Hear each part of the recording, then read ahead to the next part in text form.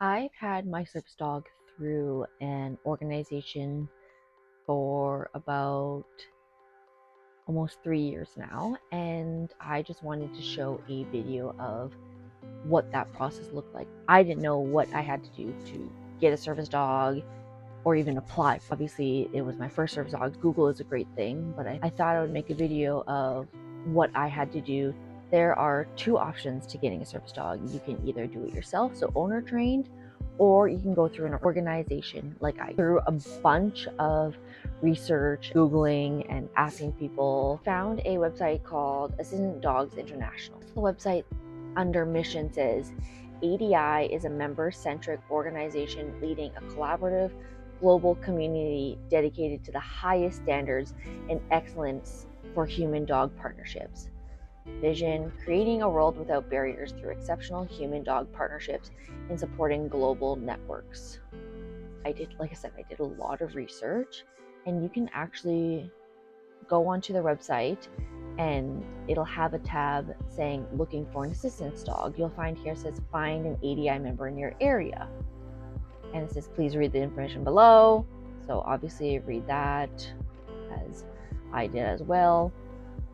And so you say find an ADI member in your area, and you can actually look it up by your country.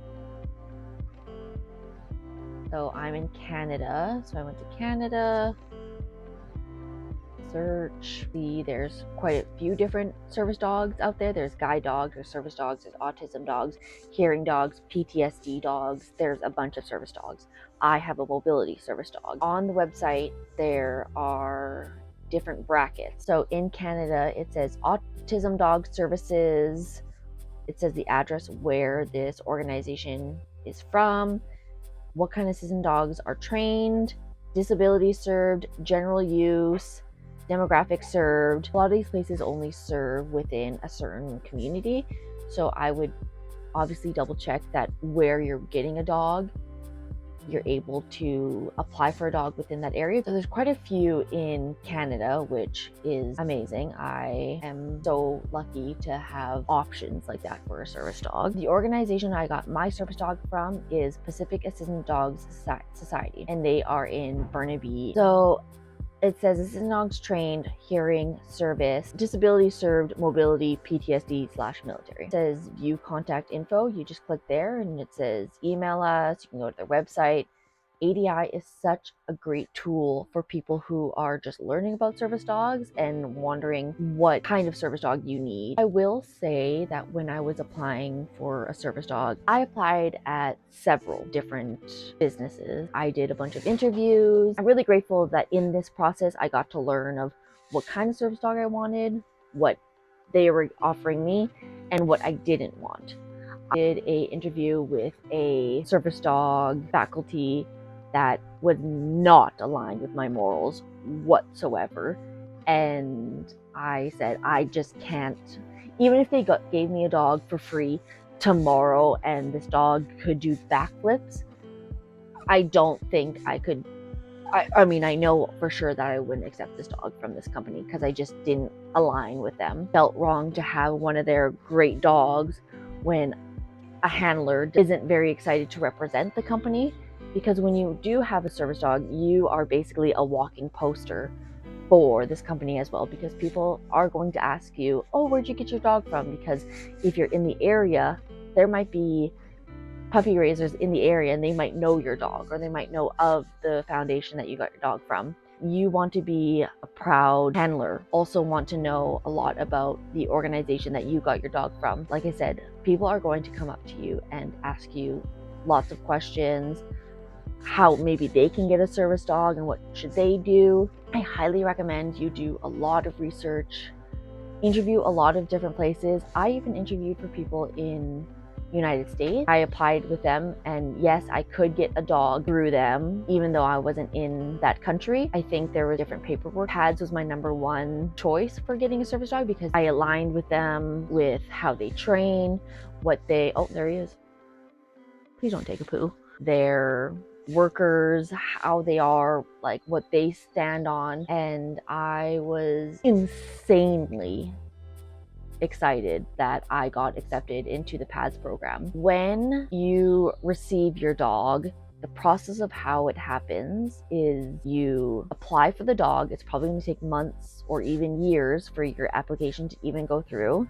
They ask you on the application form, hey, do you need a PTSD dog? Look at him.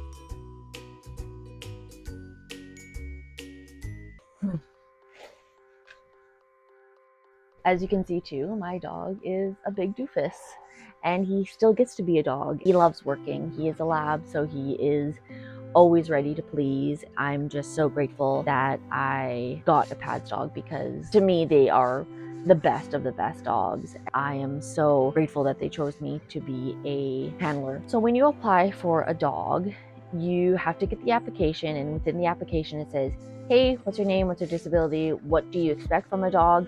What kind of tasks do you want your dog to do? Do you know how to take care of a dog in general? Have you ever had a dog in the house?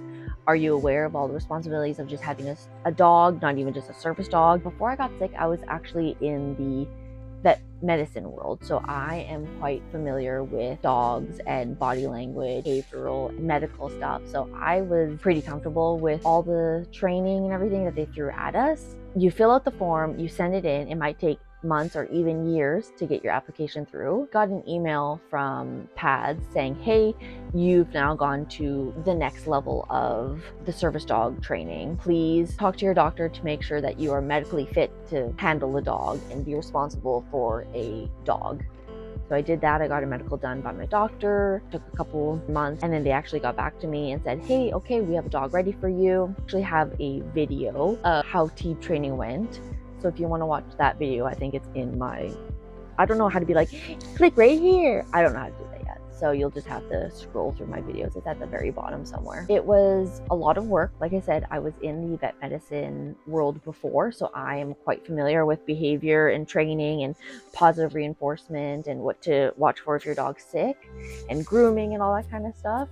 So I was quite comfortable with all this information because it was stuff that I learned in school or in my career. But I can see how for someone who's never had a dog before, this could be overwhelming. So I will say it's a lot of information thrown at you. They set you up for success. So they will never say, okay, here's a trick question. Like, you know, when you did your driver's test, like when you were like 14, and the question on the driver's test would be like, what do you not do when you're at a red light? And then you do when you're at a green light, but not like, right? Like the wording is really messed up. They won't do that for you. I can only speak for my organization. It was insanely supportive. Everyone encouraged to ask questions. There was no dumb question. And I am just so grateful to have such an amazing dog. I will be in debt to PADS forever. They match the dog to the disability. My dog is really slow, but I'm ambulatory, so that's actually kind of good. With most mobility dogs, I feel like they need them to be really quick because most mobility dogs go to people in power wheelchairs and they're zooming around. My dog, I don't think he's ever like ran when he was in harness before, so he just like doesn't know what to do. He just like malfunctions. They really make sure that they match you with the right dog. Don't worry about getting a super high energetic dog when you yourself aren't high energy. If you are applying to get a service dog, my tips for you is to do your research, check the ADI website, ask a lot of questions and advocate for yourself, because no one knows you more than you. So if you meet with the dog and it just doesn't seem like the right fit, this dog might not fit my energy. I think I might need a little taller of a dog to support me in this way. I'm 3 years with my dog. I still feel very comfortable that I can email Pads and say, hey, this is happening with my dog, what should I do? I hope this video helps you a little bit, gives you a little bit of information, because when I first started, I had no clue what to do. I had no clue what to look for, who to ask. Please, if you have any questions, either comment below or you can DM me on Instagram. And if you do get a dog in the end, please DM me a picture of you and your service dog and let me know where your service dog is from. Or if you owner trained, which is another thing. I would love to learn more about owner training.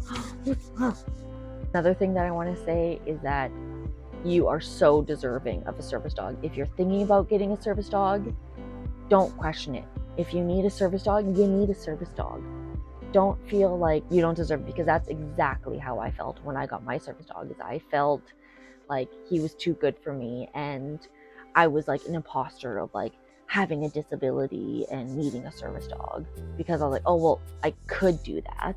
Oh well, I can do that by myself.